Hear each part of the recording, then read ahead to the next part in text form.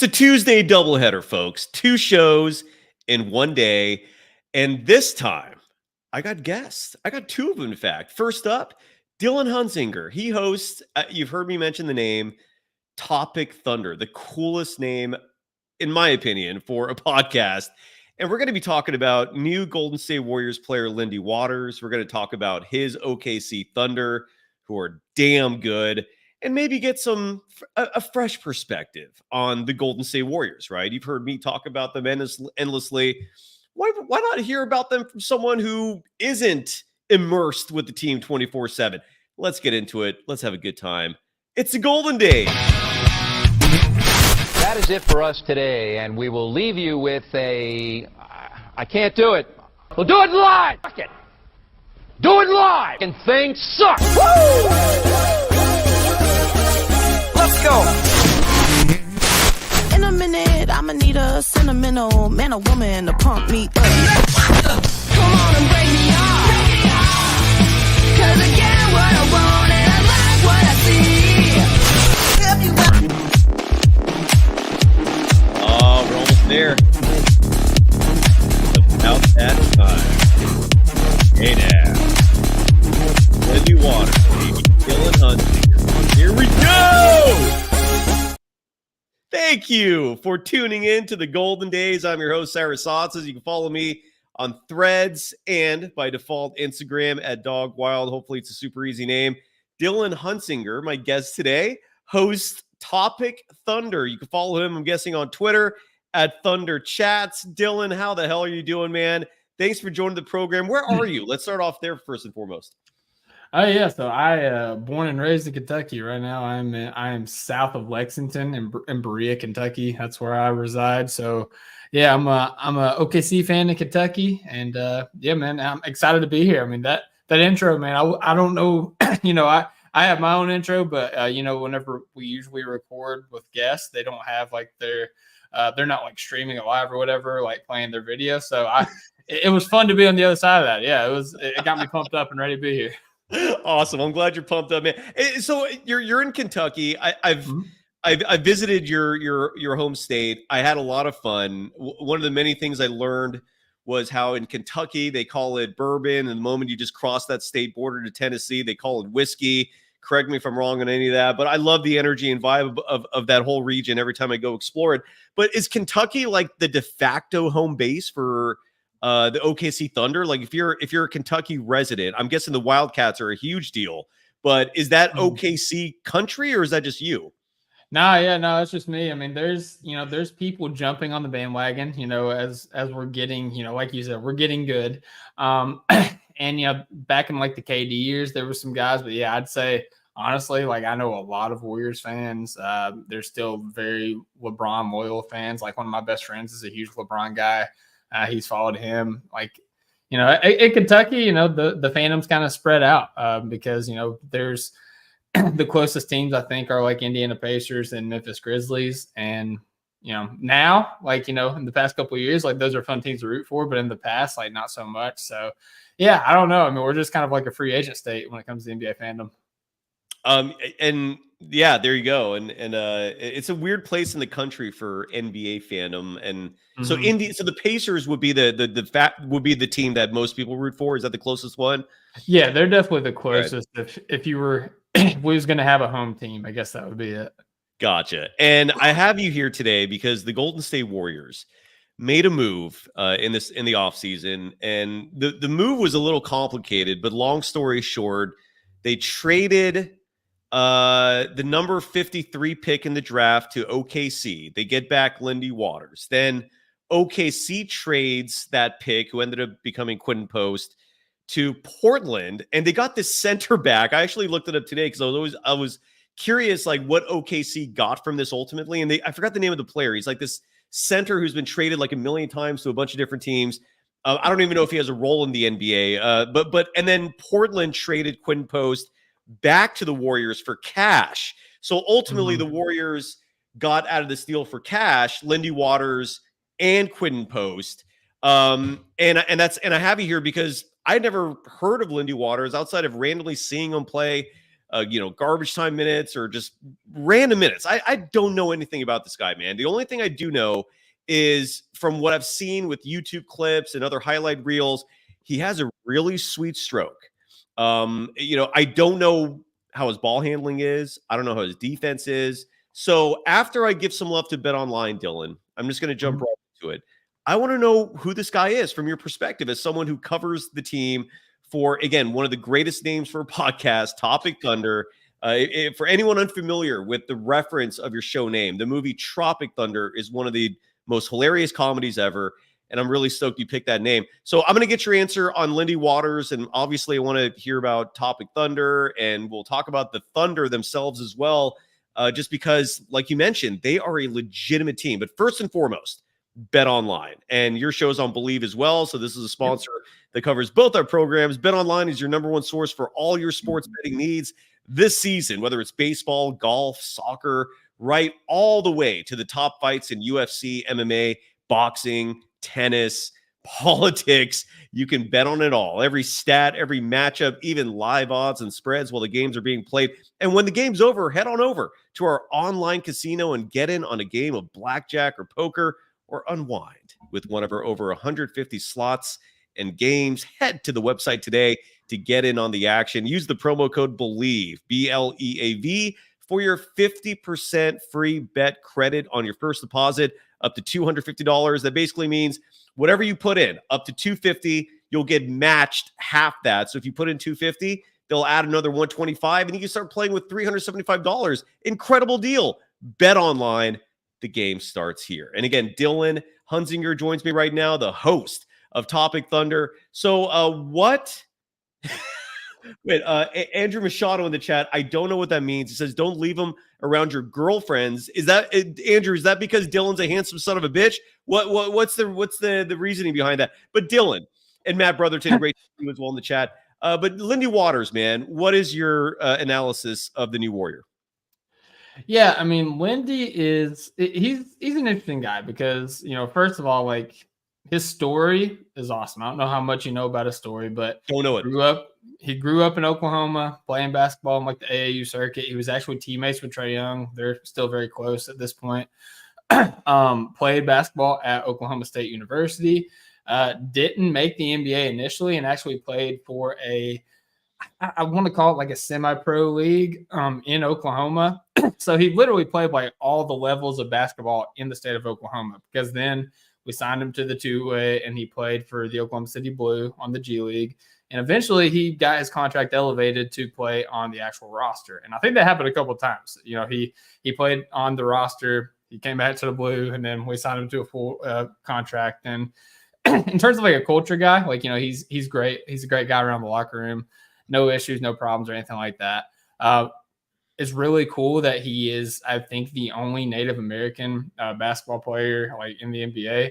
So I didn't know that. So is he full Native American or is he like a mix or? Yeah. I'm pretty sure he is. I don't know what tribe he represents, but when I was in OKC, they actually have a First American museum where they talk about like the heritage of Oklahoma and the Native American culture there. And him and like there was like a couple other players that were like randomly I guess like recognized, and he was the only NBA player. So I mean that's pretty cool in and of itself. But in terms of basketball, as you said, like his main role is he's going to shoot the basketball, and he didn't do so much on volume this year just because our team got a lot better. He didn't have as many shots, but he is still an efficient 3-point shooter whenever he gets open shot. He's not a guy that is going to do a lot of self-creation. Okay. At this level, in the G League, whenever we sent him down for the G League finals against the main Red Claws, like he killed it. I think he had like 25, 30 points in game 2, and we needed him because we lost game 1. Without Lindy Waters, we wouldn't have won the G League finals. But at the NBA level, not going to do much self-creation. Defensively, he's a try-hard guy. Like he knows where to be, and he's going to give that effort. It's about 50-50 on, if he's going to be able to, like, he's not going to be a lockdown defender or anything like that. But in terms of like a team defender, he's solid. Okay, and sorry to interrupt you. I just want to kind of get a clear picture. So as an individual defender, in terms of one-on-one defense, He's good, not great, it sounds like, but the Warriors are they have a very strong discipline when it comes to team defense. And you're saying when it comes to playing on a string, he's solid there. So the Warriors fans don't have to worry about Lindy Waters' defense overall. Fair? Yeah, positionally, he knows where he needs to be. Like, he knows what he needs to do. It's just like, there's a level like that he can get to defensively, and there's some guys that he can't stay in front of. But the thing with Lindy, like, he's a good solid player. Like, for his role, like, he knows exactly what he does, and he's kind of like right in the middle because he was around during the rebuild years, and I think during the year, Josh Giddey's rookie year specifically, down the stretch, we started pulling players that was like hurting our chances of a lottery pick, which, we ended up getting Chet Holmgren for it. But, and Lindy actually ended up being one of those players that we pulled just because it was shooting. We've seen statistically what happens when you put shooting around Shai Gilgeous-Alexander. He plays really good. Like, it helps the team tremendously. So, Lindy was contributing to that. So we actually pulled him, and one of the other Thunder podcasters, Andrew Schleck and Down to Dunk, actually labeled Lindy Waters too good to tank. And now that we're in, the new transition, like, we're like number 1 seed in the West, a perennial contender at this point, it feels like, the roster got a little bit too tight for Lindy to really get in there and have his shine. So I think he's a good quality NBA player, like a solid, like 8th, 9th guy, on like a play-in team, like pushing for that final playoff spot. But there is a level that once you get to, like the Thunder are at, like the Minnesota Timberwolves, Denver Nuggets, teams like that, Lindy's not going to have much time to, kind of show himself. Interesting. And it sounds like as an offensive player, when it comes to his shooting, seems a little reminiscent of Klay Thompson. Not necessarily good off the dribble, but if you set him up, and it's almost like he'll hoist and fire and make them. And last year, he shot 43.5% from deep, which is exemplary. And by the way, and sorry to take a step back here, but in the chat earlier, someone brought up this comment that said, "Don't leave him around your girlfriends."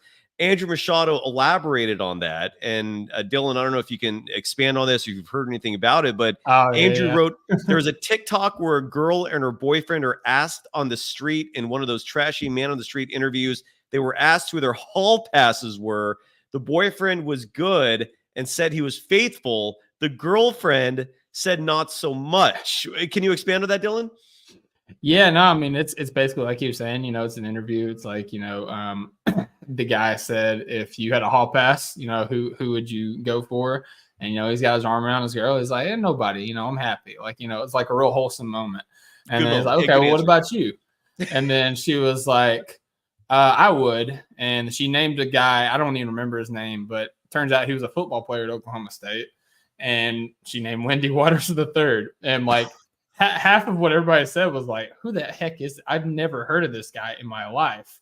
And what it came down to is she probably definitely went to Oklahoma State because, that's the connection between the two guys, was that they were Oklahoma State players and athletes. So, yeah, it was a wild video. Thunder fans got a real kick out of that one. That's funny. That is funny. And so going back a second, in terms of why the team would trade him, in your opinion, is it just a stockpile? Like the team was they have plenty of shooters, like he was redundant. Like, why do you think the Thunder decided to let him go for pretty much nothing? Honestly, like, you get the whole shtick of like, the NBA is a business, and, it's always about trying to better your franchise and, take opportunities and stuff like that. But honestly, the Thunder play by the beat of their own drum in that regard. Like, they try to do right by their players, especially if your players do right by them, they'll try to do right by their players. So I think that this was like, they definitely wanted to get AJ Mitchell. That's apparent because, they traded and then they traded back and then they traded up and up and up until they could get AJ Mitchell. So I think that was a guy that they did want to get. But I think it was also to give Lindy Waters another opportunity, like kind of similarly to Josh Giddey, in like a much bigger light. He was a guy that I still believe in. Josh Giddey as a talent. I think he's a talented kid. Like, we're seeing an international play. Like, he has a skill set and he's still super young. Like he can still succeed in this league, but he was never going to do that when he was playing off ball with Shai Gilgeous-Alexander and Jalen Williams. So we was never going to be able to maximize the player that Josh Giddey was going to be because we was never going to be able to give him the opportunity that he needed. Kind of same with Lindy Waters. He kind of is what he is as a player, but he's not even able to give what he is on a team that is so stacked and so deep as the Thunder. So, yeah, I think it's twofold. Like, the Thunder, I was honestly shocked that we was able to get a pick out of him because this is a guy, as I said, that's come off two ways at this point. So taking the opportunity to, get a pick for him, but also to send him to a new situation where he could hopefully, kind of let his skill set show off. Absolutely, man. We've got BJ Mathews joining us in just a minute to wrap things up here with Dylan Huntzinger of Topic Thunder. How is there a story behind the name of your show? I mean, clearly it's a play off the name of the movie Tropic Thunder. Again, it's to me it's brilliant. Is there a story behind it, or is it just pretty obvious? And tell us about the show as well. Yeah, I mean that the name is the name because of the movie, but I have my own podcast, and there's a couple other guys that I co-host with now that had their own podcast, and we kind of thought about making the Thunder Twitter podcast Avengers kind of thing.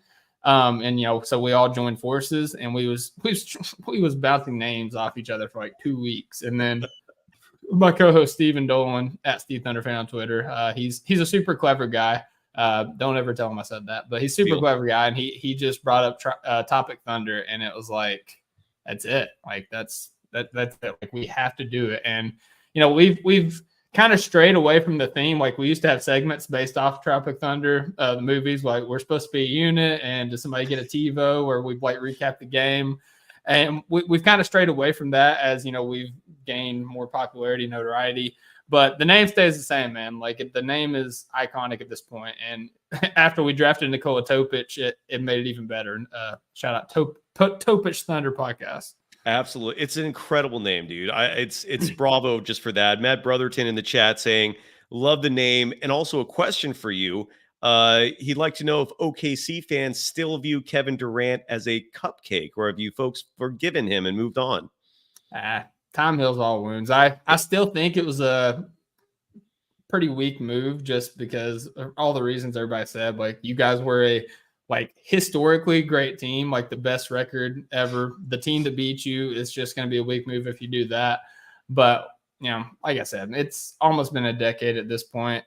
I'd welcome him back with open arms. Like, if we were trying to make a title run, and make the 30 for 30 story, bring him back on. Let's win the title in OKC. And but yeah, I'm past it. I would say there's still a large not majority. There's still a large sect of the Thunder fan base that it's still like FKD no matter what. But I would say a lot of the younger crowd is starting to kind of get over it. Oh, I don't blame them because your team is so damn good. I mean, you're one of the favorites next year. I envy your roster construction right now, especially with the moves you made this offseason. Isaiah Hardenstein, Alex Caruso. I don't think you have any weaknesses, man.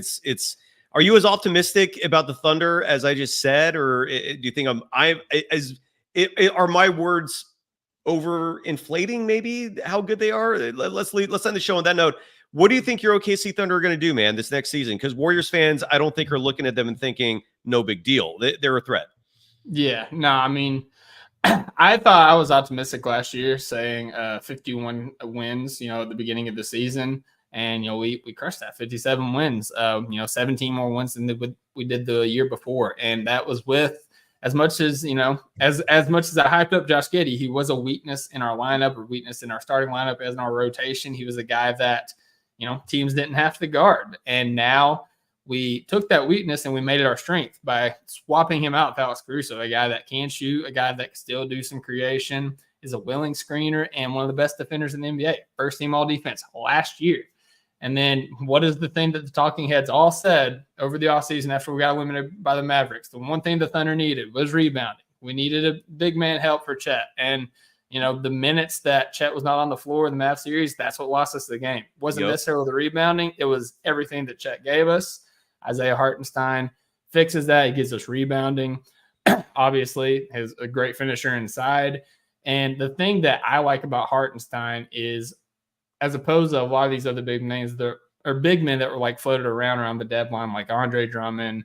I can't think of any more right now, but some of those big men that the people wanted the Thunder to get. Isaiah Hartenstein is a brilliant passer for his position, so it kind of fits into the Thunder ethos. And based on what he said, like in the interviews, going into the season, they had a press conference once he arrived in OKC. He came into the league as a big man shooter. Like he was like a European big man that could shoot. Like he was in like a Dirk Nowitzki mold.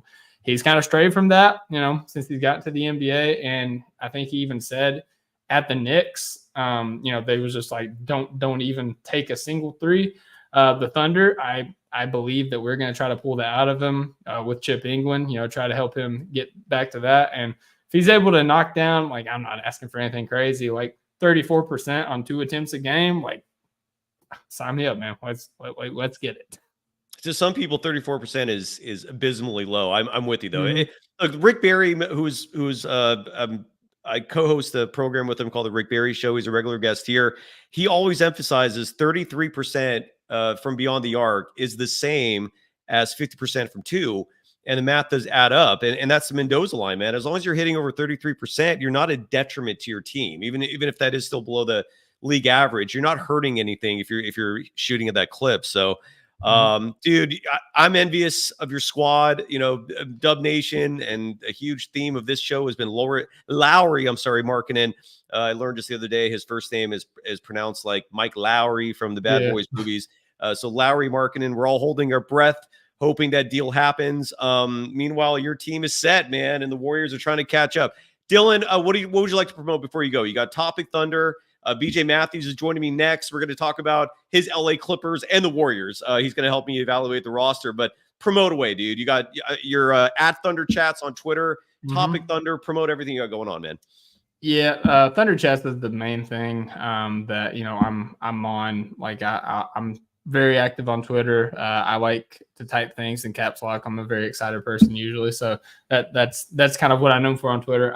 But yeah, Topic Thunder podcast, that's where you can find us. Obviously part of the Bleed Network as well at OKC Topic Thunder. And, I know that, you're big on my Instagram and Threads. I'm going to try to get more involved in Instagram this season. I have an Instagram, once the whole Elon Musk thing was happening and we didn't know if Twitter was going to be a thing. And I just never got into it, but I have one. It is at _ Thunder Chats if you want to follow me there. But yeah, and I'll be doing some writing periodically throughout the year as well. And that'll be on the Topic Thunder WordPress. So at OKCTopicThunder.wordpress.com. So all right, man. Well, Dylan, thanks, dude. I really appreciate you giving us some insights on Lindy Waters. We learned today he's an exceptional 3-point shooter. Has some, and correct me if I'm wrong on any of this, but the Cliff Notes. Exceptional 3-point shooter, struggles a little bit creating his own shot. He does much better when other people set him up.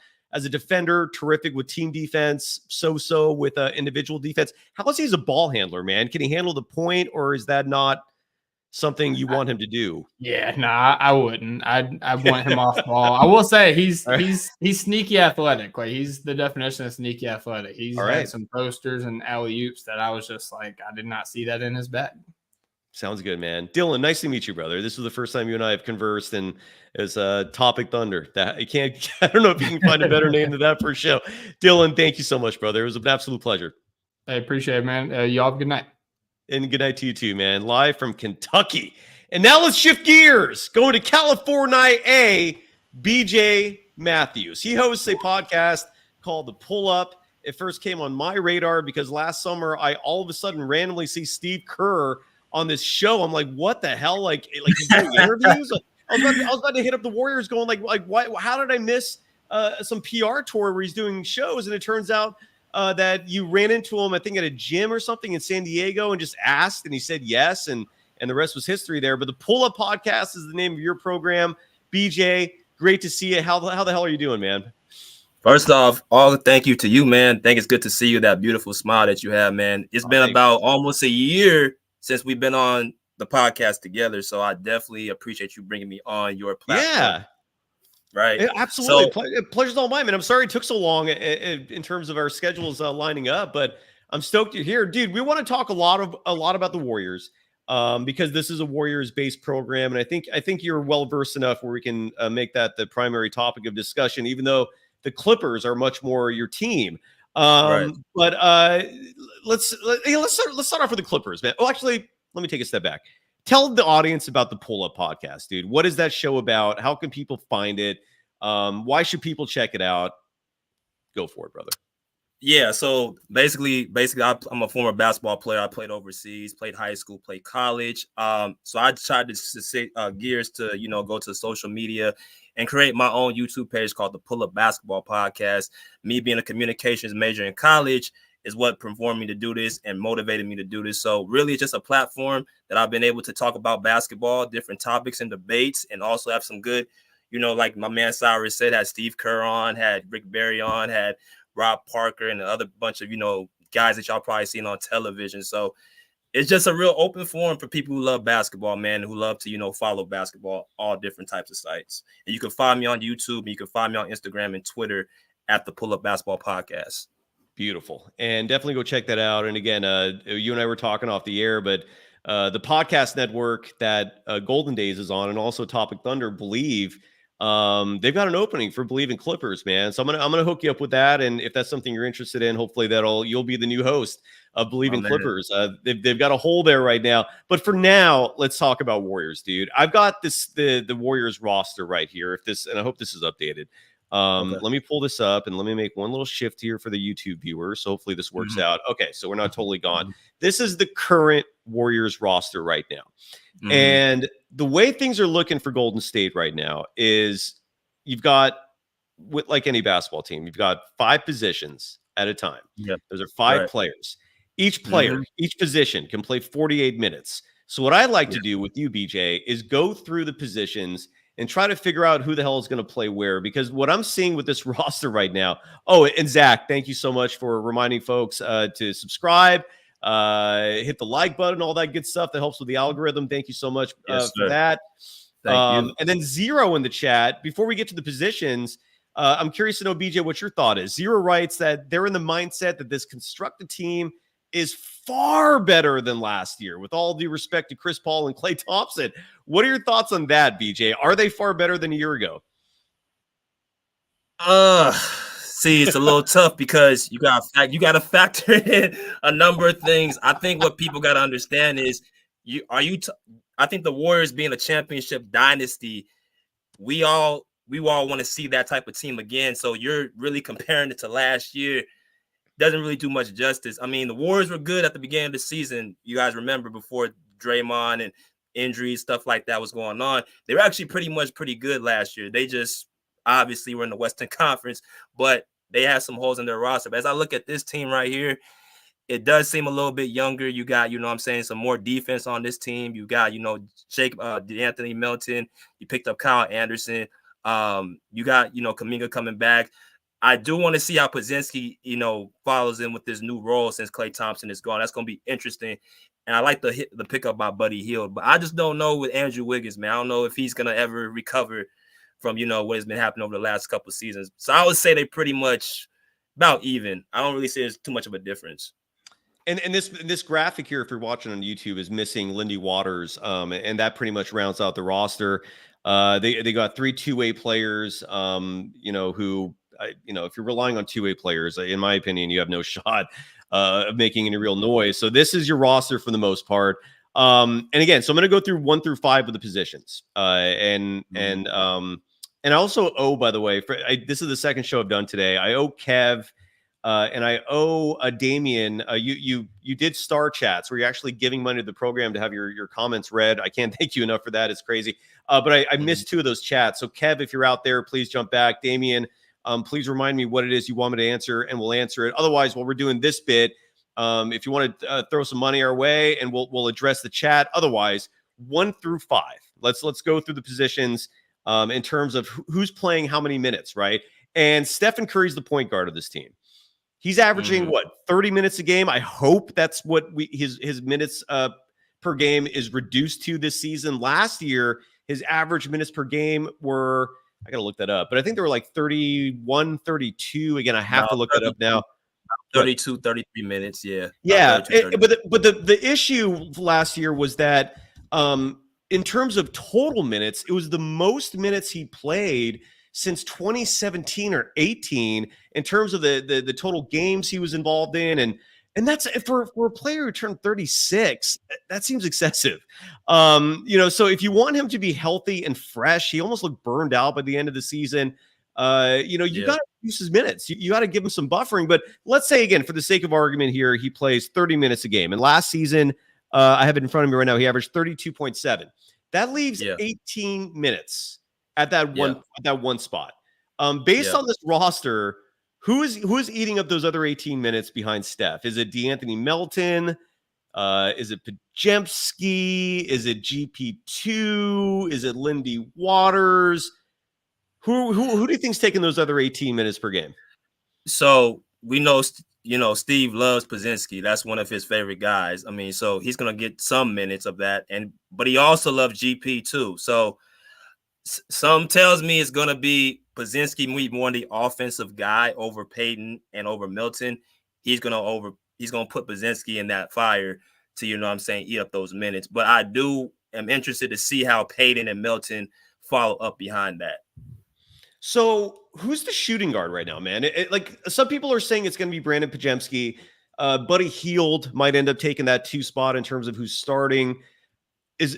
I would prefer Moody personally, but as we know by now, he is not exactly high on Kerr's list of favorite players. Mm-hmm. Who's starting at the 2 position? I think it's going to be Buddy. Okay. I think how many minutes? How many? And Bruce Morrow in the chat saying good to see you. So if it's Buddy Hield, how many minutes per game do you think he's going to see? 25, 20, 30? About 25 to 27 minutes. Because, we all know Kerr's offense is just simply ball movement, cutting, and 3-point shooting. What does Buddy Hield love to do? He loves to light it up from the 3-point line. So he does. He's going to definitely – I think he's going to be a chance. He's a vet. And that's another thing, too. Steve loved playing vets over, younger guys. So Moody and, guys like that kind of get the short end of the stick. Now, Portola45 in the chat writes that the Warriors should start Wiggins at the 2. That is my preference. Like, if this ends up being the Warriors team that we see at the start of the season, I really hope that's not the case, man. This is a very small team. I would like to see Wiggins starting at the 2. That was his natural position in college. It was his position when he played for the Minnesota Timberwolves. He came to the Warriors. He got slid to the 3, the 2022 run that people love bringing up, and rightfully so, because the Warriors won the title that season with Wiggins as the second best player in that postseason. Andrew was playing the 4 a lot. That's very out of position for him. It's not his natural spot. It worked that postseason because the other playoff teams just did. It was an anomaly of a postseason in that you did not have the amount of size present for most of the teams like you're going to see this year, like what we saw last year. What are your thoughts on Wiggins at the 2, man? Do you think that there's any reality to that, or do you think Steve's going to stick with the small ball and put him at the 3 or 4? I think it's going to be the same thing with him. Me personally, I like to have 2-way players, especially at the 2 and the 3. So how you said with Wiggins is perfectly how I would do it, but I don't see Kerr getting off of, Wiggins at the 3. I think, like you said, it's going to either be Podziemski or it's going to be, in my personal opinion, Buddy Hield. And then you got Kyle Anderson too. Where is he going to be fitting in all this? Do you see him getting heavy minutes? Because he played a big role in Minnesota, and he got traded to Golden State. How do you feel about Kyle Anderson on the roster right now? We'll get to that in a second because he's going to come up, and I have thoughts. But real fast, I just want to, because I'm trying to do the math here. I want to visualize like who's playing when. So if Buddy Hield is going to be your shooting guard, let's say he's getting 25 minutes a game, that leaves 23 to fill behind Buddy Hield. Who's getting those 23 minutes? Is it going to be some GP2? Is it going to be DeAnthony Melton? If Podziemski is going to be the guy getting the 18 minutes behind Steph, maybe he gets some of those other minutes as well. But we've got about 20 minutes of playing time at that 2 position behind Hield. Who gets it? I think Anthony Melton, we haven't even mentioned him yet, right? Yeah, yes. It's going to be one of the defensive guys. It's going to either be GP or Melton because I don't see Podziemski.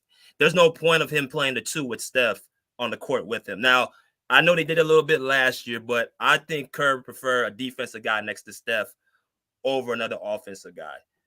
I think they'd rather have Pozinski come off and get Steph's minutes at the point guard position. Does Buddy Hield seem like a defensive guy to you, though? Nah, hell no. That's what, Dude, slow on his feet. Nah, he's a straight sniper, man. Straight sniper. he is. Well, hopefully he becomes that again, man. Last year was a little for him. So then where does are we going to talk about GP2 as more of a 3? And this is where, again, this is my point, right? This is what I'm looking at and thinking to myself, this roster, I don't know how this works right now. Okay, well, we'll save that for a minute. Okay, going to the 3. You're saying Wiggins will start at the small forward position and or not Kuminga? Or do you think Kuminga is going to start at the 4? Like, how do you think that's going to work? If it's smart, they need to put Wiggins and Kuminga side by side from each other. You got 2 long, athletic, 6'7" and up wings. Why wouldn't you utilize the hell out of that as much as possible? Put those 2 guys at the forward position and allow them to play both ways of the ball. That gives a break on defense, and it helps out with Draymond on defense. Right. So you want to have 2-way players at the 3 and the 4. So if Steve Kerr was smart, he would play them together. Now, will he do that?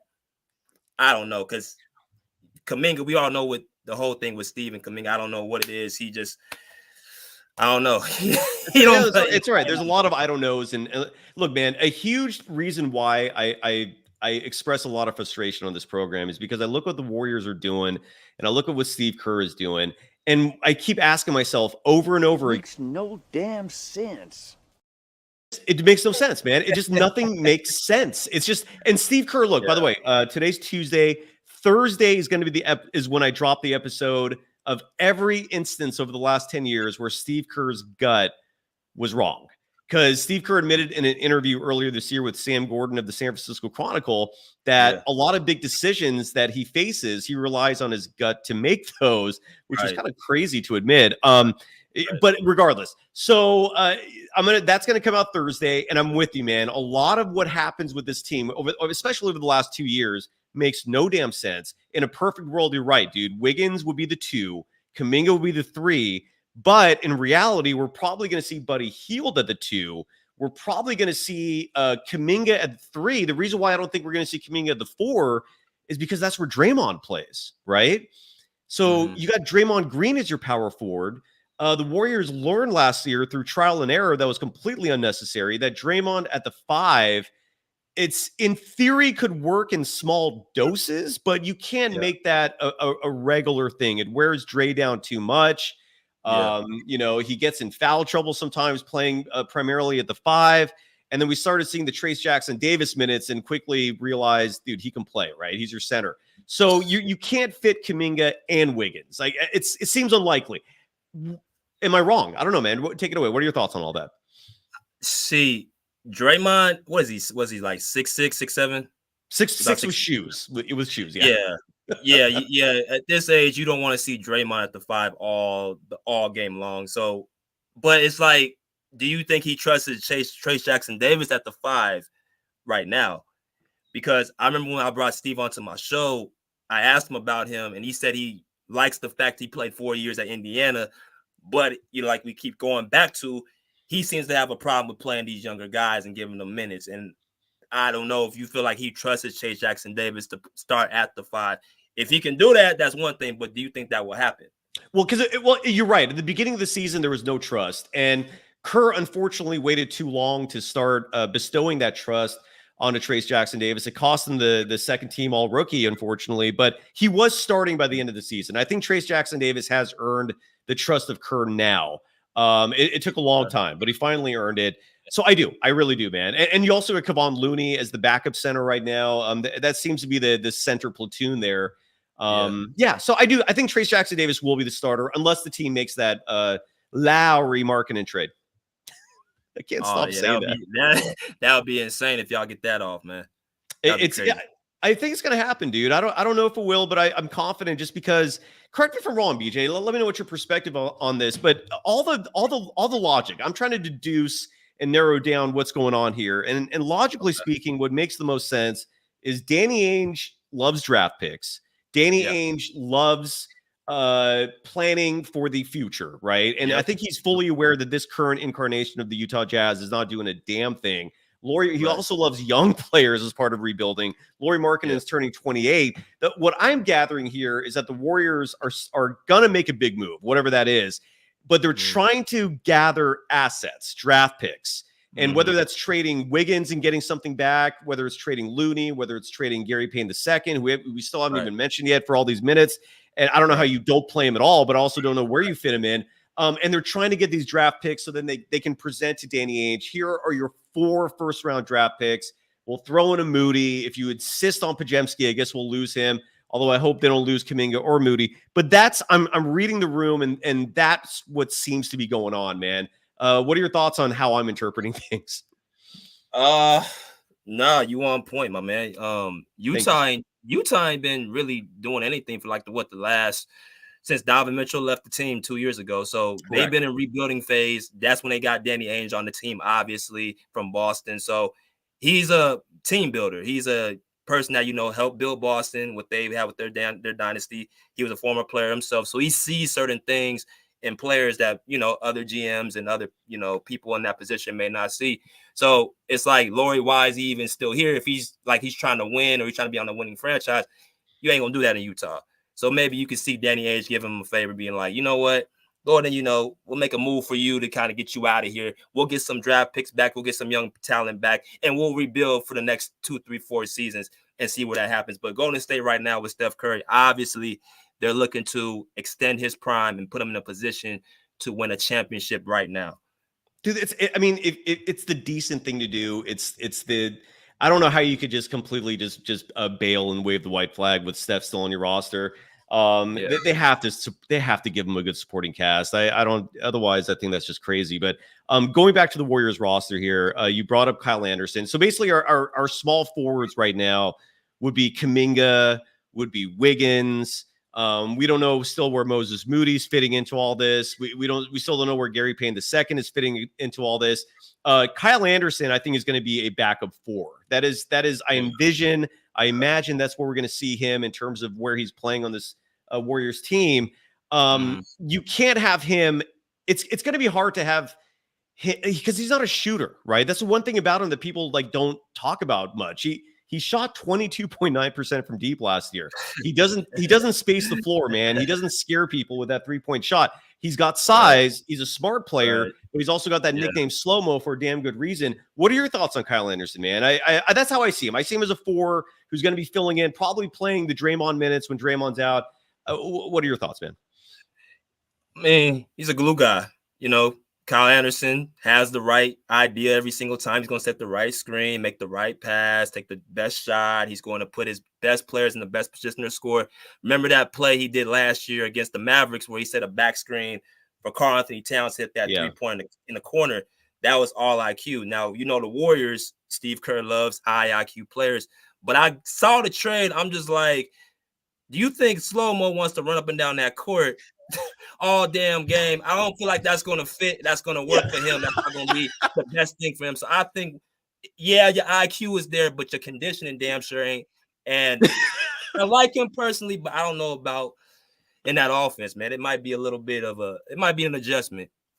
He's 30 years old. Like if the Warriors had added him 3 years ago, I would have been a lot more excited. I still don't hate it, but I don't know how you could be all thrilled about it. By the way, and again, OMG_it's_Manny dropping $1.99. Thank you so much. And obviously your chat's going to be highlighted for that immediately. He writes, or maybe she, I don't know what the gender is, but they write Curry, Wiggins, Kuminga, Draymond, Trace Jackson Davis equals an athletic team. And that is my preferred starting 5. Yes. So OMG, we're on the same page, dude. That's what I'm advocating. It sounds like you too. Yes. Oh yeah. Because see, this roster right here protects Steph. You want Steph playing as less defense as possible.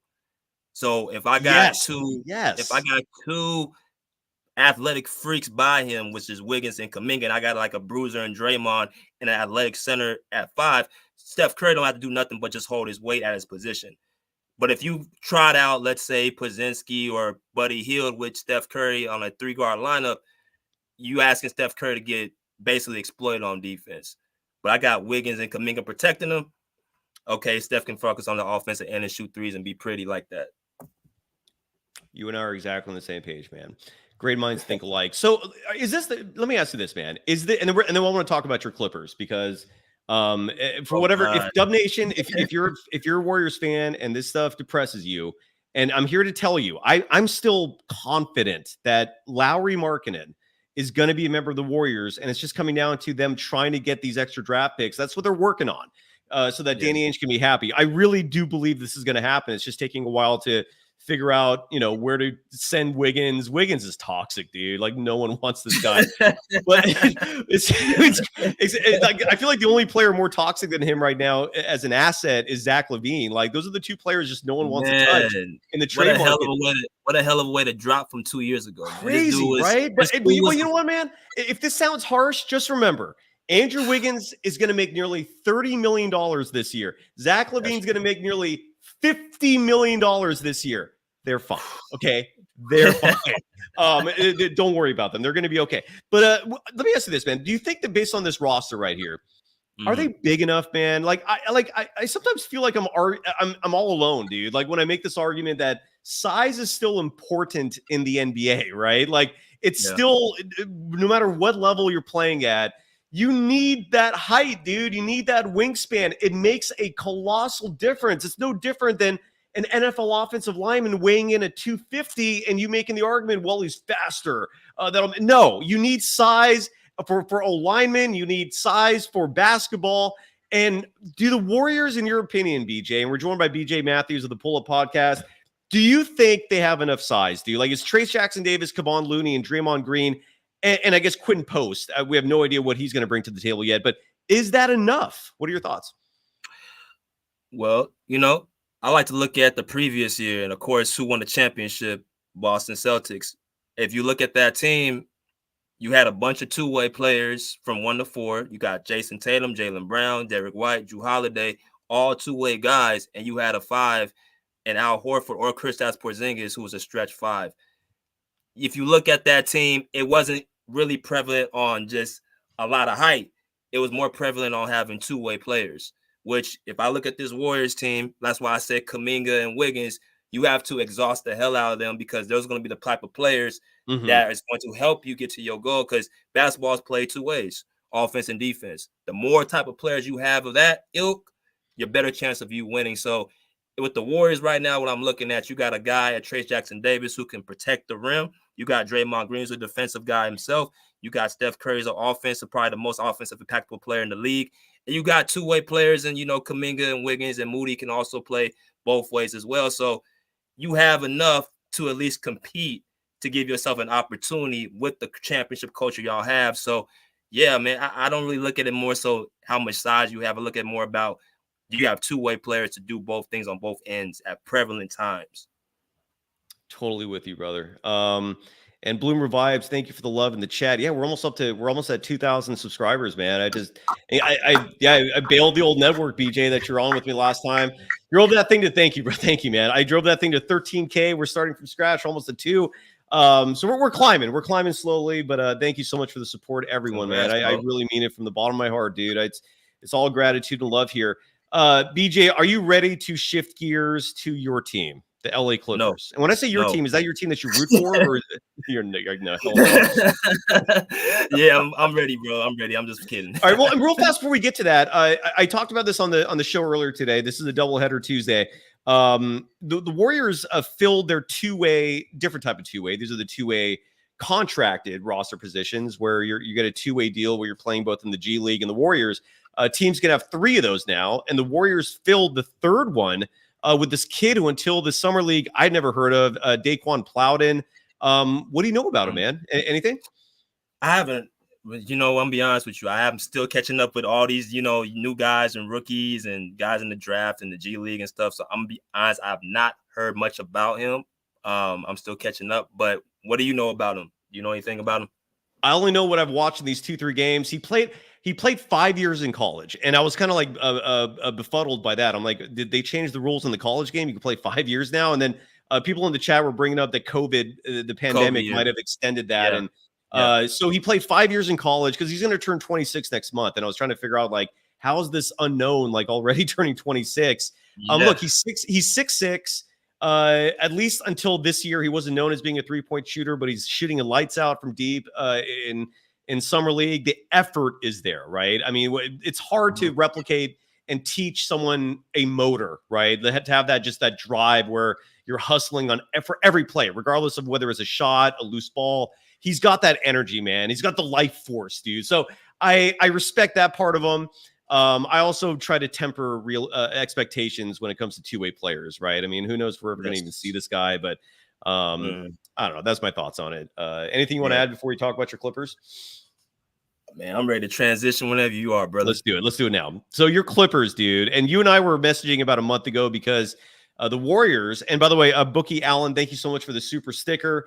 Sincerely, thank you. And James Nugent, real fast. I mentioned this in the first episode, but just to remind you, asking about Guy Santos. He's playing for Team Brazil, so that's why you don't see him right now. He's an Olympian. He'll be back soon. Bruce Morrow adding that Plowden could be another Quindary Weatherspoon. I have no idea what happened to that dude, man, but he played small but meaningful minutes for a title team. Yeah, who knows where he is now. And then Bruce also says prayers for the Clippers. Dude, your team, what is your team? What is your team doing? You got a new arena coming, but then you're this is going to be the first year, I believe. And they let go of Paul George, man. Explain that, please. There's not enough things I have broken in my house over the last 2 weeks. Oh, no. Because of the madness that my front office and my beloved Clippers have expounded on with this amount of foolishness. Where do I start? Paul George just walking out for $48 million and going to a team that pays him $212 million, all over no trade clause. Now, Cyrus, there's one thing about me. Yes, I always support my team. But, and I'll make this very clear to my audience, I will never side with an organization when it comes to doing a player wrong. And to me personally, allowing Paul George to walk for nothing and going to a different team, which is utter bullshit. I don't know what in the world they were thinking. I don't know why they did it, but they did it. And in my personal opinion, that made us take steps back where now we're trying to recuperate after the loss of one of our best players. And not only our best player now, but one of the best Clippers of all time, in my personal opinion. So they got some work to do, man. They got a lot of work to do. So I don't know how they're going to, expound from here. You know, the trade discussion. I mean, Paul George was on the verge of going to the Warriors. The Andrew Wiggins being pulled from Team Canada thing, that was done. Well, it was done for a couple of reasons. One is, and I broke the story on this program, is that he didn't even let the Warriors know he was playing for Team Canada.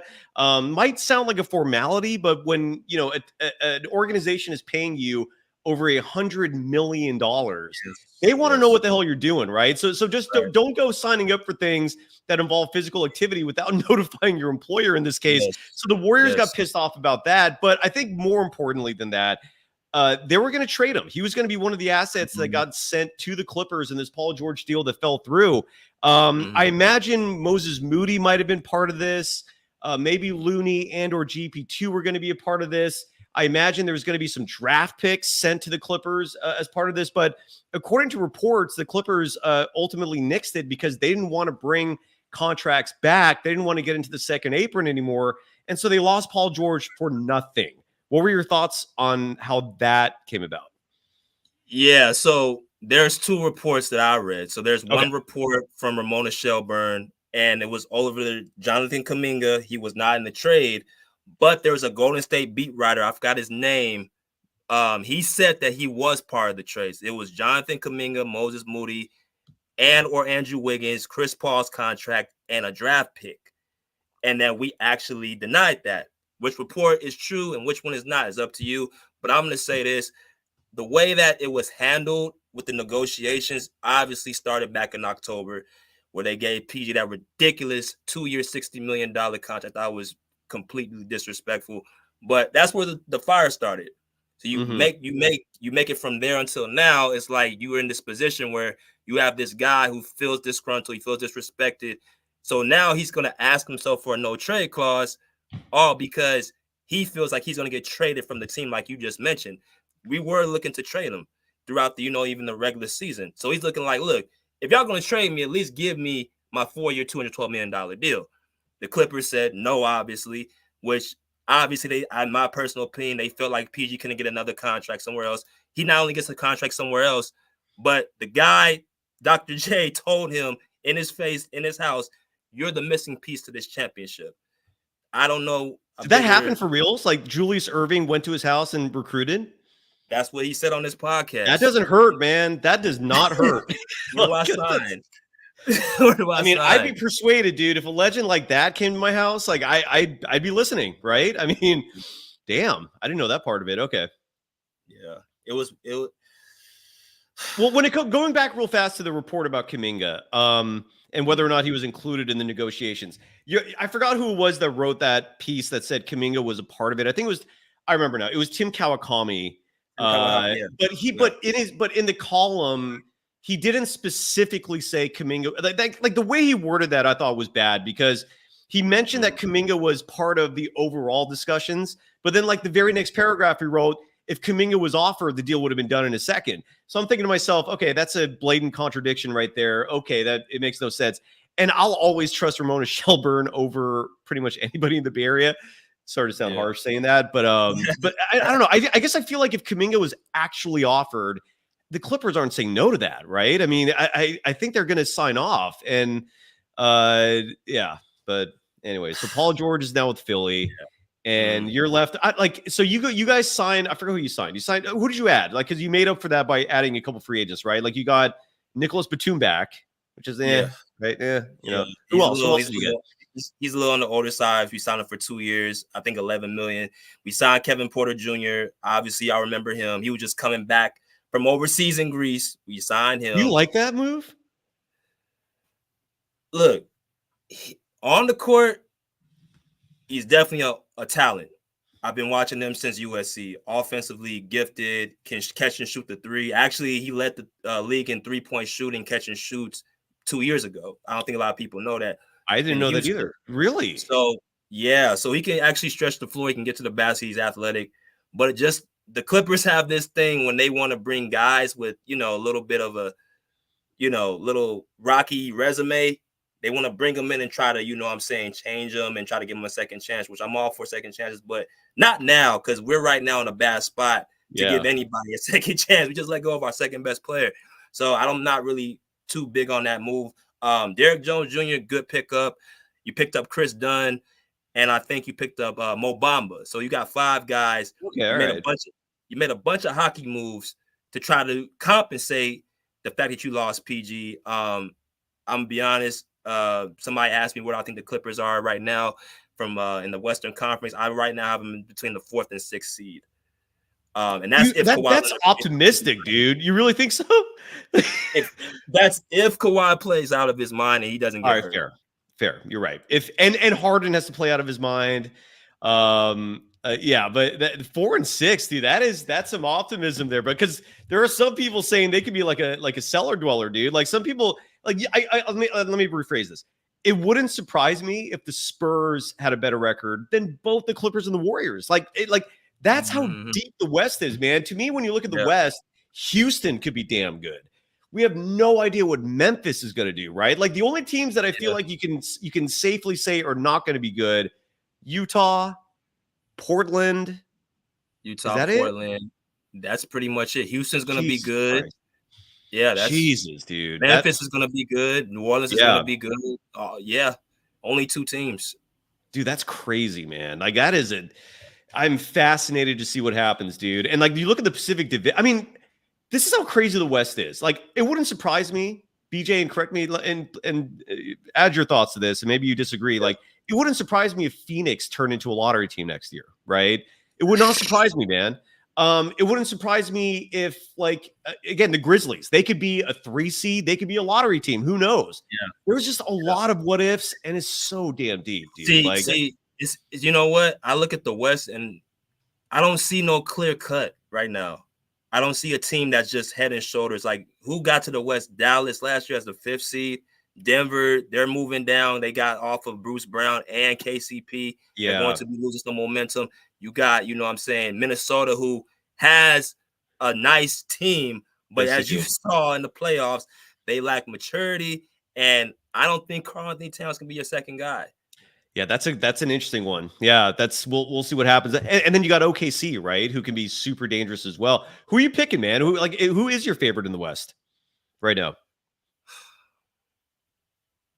Man, it's hard, man. It is. I like OKC's, and this is funny that because I said this about 2 years ago. I said they ain't gonna make the playoffs for like another 3-4 years. Boy, the SGA proved me wrong. That dude is a killer, and I liked what I saw from him last year in the playoffs. And they picked up some good guys with Caruso and Hardenstein. So I'm looking at OKC and Minnesota gonna be neck and neck. Yeah, it is crazy how good those two have become. I feel like we're forgetting someone else too that's like insanely good. I for some reason, I don't know what, and this is mostly intuition, but I feel like Dallas, like last year was their shot, dude. Like the West is so deep that I don't know how they can come back. Yeah. There's someone else I'm forgetting too in the West. We covered Denver. There's like one other I'm forgetting about. What do you think about the Lakers, by the way? Do you think they're toast? I don't know who had a worse offseason, you guys or the Lakers. I mean, both really just bizarre, where you're losing pieces, you didn't bring much back, you're aging. Like, yeah, who's worse, man? Who's winning the Battle of LA right now? The LeBron Lakers. That's a soap opera in itself, bro. Like, you got just look at the summer league, look at the draft, and they've been doing, bro. Like, they not serious about winning no championship, man. No. There's nothing that tells me that they want to win a championship. LeBron wants to basically play with Bronny, which all respect, father wants to play with his son, but Jeannie Buss running that organization, but they're not trying to win no championship. What is it? So the Clippers are playing in Inglewood next year. Have you been to that arena yet, man? Like, what can people expect? Is it special? Is it going to blow people away? Like, what are you seeing or hearing about this place, man? Yeah, I was just out there last month, and they're almost finished with it. But based off of like the sculpture, everything is pretty much finished. It's supposed to be the best arena in the league. So they have like a bunch of cabanas. You don't have to go to the concession stand to get food. You can order it from your phone, and they can bring it to you. So I think that's pretty cool. Obviously, you have the basketball facility, and then you have the offices where like the employers work, like all in one vicinity. Outside courts. I mean, the whole works it's worth $2 billion, like, Steve Ballmer, invested in. So it's going to be off the chain. And by the way, going back to the Western Conference, Bruce Morrow in the chat mentioned the Sacramento Kings, who I think got better. And Keegan Murray's has another year of development, so he's going to improve. Mm-hmm. And then I think the team you and I both haven't even mentioned yet, which deserves some respect, is New Orleans. Like the New Orleans Pelicans. I know they're lacking a center. Like, I don't think they have a center on their roster right now, but they're going to sign somebody. And they got DeJounte Murray. Like, dude, the West is ridiculous, man. It's insane, bro. Yeah, I've always that's somebody I wanted, low key. I didn't even want Harden. I wanted DeJounte Murray on the team because he's a two-way point guard. And so when you put him with the Pelicans and that team, the only thing about them is the shooting. I don't know, man. It's kind of like mid. That's the only thing I think they're lacking. You might be right. You might be right, dude. You're absolutely right. BJ, let's get you on the show regularly, dude. Is there anything we haven't covered? Someone in the chat mentioned, by the way, like, where can the Warriors trade Andrew Wiggins to? That is a whole other show. I'll dedicate an episode to that because there are a few teams out there who could use him, who would be willing to give up some pieces for him, and maybe most importantly, has an incompetent front office who you could dupe to take his contract and just him as an individual. Anything else you want to touch on, man? Is there anything we have not? I don't know why I always laugh every time people mention Zion Williamson and food. Like, he's one burger away from getting fat again, dude. That's just that's part of the package. Dude, sorry, yeah, go ahead. I don't get that dude, man. He has all the gifts and talents in the world. Like, just get your ass in shape. It's not even. And Luka, same with Luka Doncic, right? I really do believe if Luka Doncic actually was fully committed to his body, and when I say that, what I mean is, dude is still drinking soda, dude still eats burgers, dude still smokes cigarettes. I'm not making this up, man. Like you're right. Zion and Luka, it's just what you have the world in front of you, and you're squandering this once every 100 million people type opportunity. It's frustrating, dude, isn't it? I don't know. It is. It's frustrating. Glad I ain't no Mavs fan or no Pelicans fan, but if I was, that would drive me crazy. Like, I'll be yelling from the stands, like, "Get your ass in shape!" Oh, Bruce Morrow, this is a good question before we go, BJ, because you interviewed Steve Kerr. You've been around Ty Lue. Who do you think is a better coach? Oh, Steve Kerr. Okay. Oh, wow. Really? Okay. That surprised me a little bit because people rave about Ty Lue. So you're not as much on the Ty Lue tip as other people are? Nah, I mean, okay. Ty Lue got his name based off of 2 years ago after we got Kawhi and PG were hurt that year that they were both out. He was able to take us to the play-in. And that's where people say, he's Mr. Adjuster, he's Mr. this, he's Mr. that. As I've seen him, he seems to do more with less. And it's kind of weird. But when he has his full team, it's like he has too many things he has to try to put in place where it takes him a long time to, get things together. So I'd like Steve Kerr with how he, runs his offense and how he's able to have ball movement. After Mark Jackson, left and Steve Kerr got there, they automatically got to the finals. Yeah. That's So fair. four championships. No, you good. 4 championships. Yeah, it is. And my Steve Kerr opinion, and I'll still stick with this, man. And I know I've become synonymous with criticizing him, and I don't hate the guy. I don't think he's a bad coach. I just think when it comes to personnel, keep him away from that part of the decision making. Like I don't trust him when it comes to deciding who should and shouldn't play. But as a coach implementing a system, dude, yeah, he's brilliant. I give him his credit there. It's just he's earned so much cachet in terms of personnel decisions and he just loves his small ball and like you've said, it takes him a long time to trust younger players, and that just doesn't work now. But anyways. when I look at Steve and Ty, they have a lot of similarities too, but I think Steve, just off of his resume and how he can implement an offense. See, Ty Lue, the problem we've had with him all year is that he struggles to have a real offense set for, the guys to, flourish. He pretty much gave the offense to James Harden to run. And obviously that offense only works for certain players who are lob threats and guys can get to the rim. It don't really work for guys like, PG that needs the ball and Kawhi needs the ball because he's hot dogging it, trying to, find people in the corners and stuff like that. Like, I'm going with Kerr all day. That's fascinating, man. Who do you like in the East? Because Boston's a favorite, but I love the Knicks. I love the Knicks, dude. And then Philly's got Paul George. They still have half the roster empty, which is kind of crazy in and of itself. And then there's Milwaukee, who I don't think has a chance in hell, even with the free agent signing today. Of Gary Trent, right? I think that's who they added as a free agent signing. To me, it's Boston and New York and everyone else. What are your thoughts? I got Boston and Philly. I like the Knicks. I think they're right there. I like the toughness of the Knicks. Jalen Brunson, star.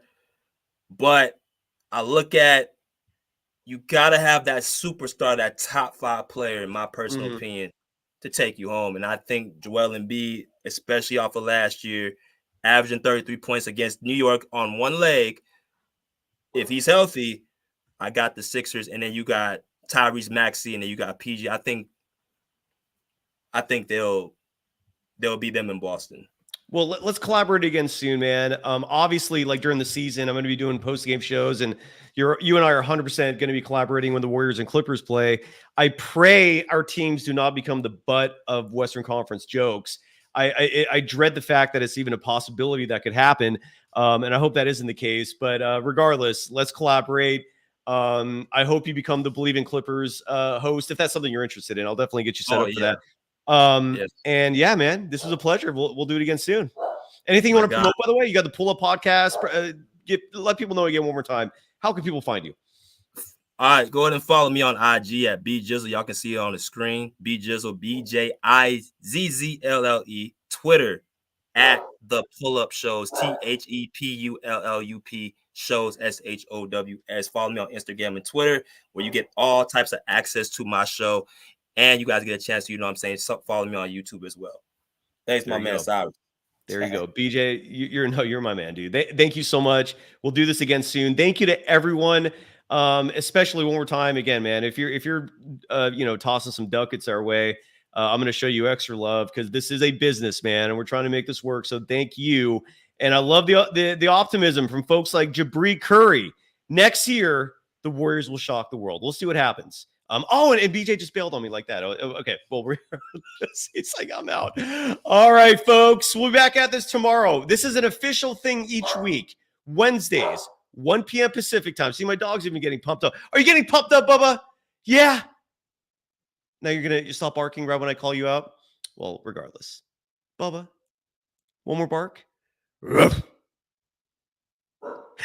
There you go. That's my boy. That's my boy. You my boy, Blue. Wednesdays at 1 p.m.